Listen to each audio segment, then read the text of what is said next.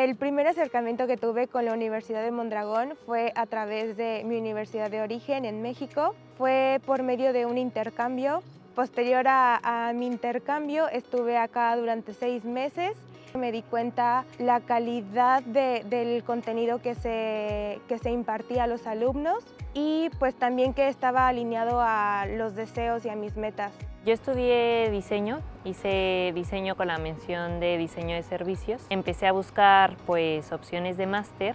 Una profesora me había comentado del máster de diseño estratégico aquí en la Universidad de Mondragón y me llamó mucho la atención por la opción dual que tiene de alternar trabajo y estudio, la sistemática de proyectos, de trabajar en grupo.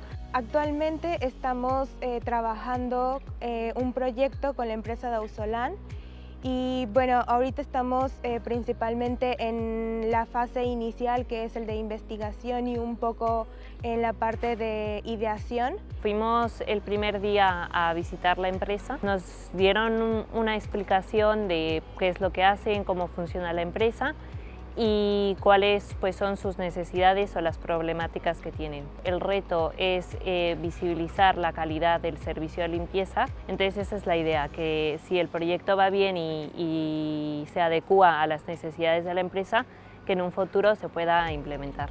Estudiando este máster considero que en un futuro me va a ayudar a ser más competente en el ámbito en el que me desenvuelvo.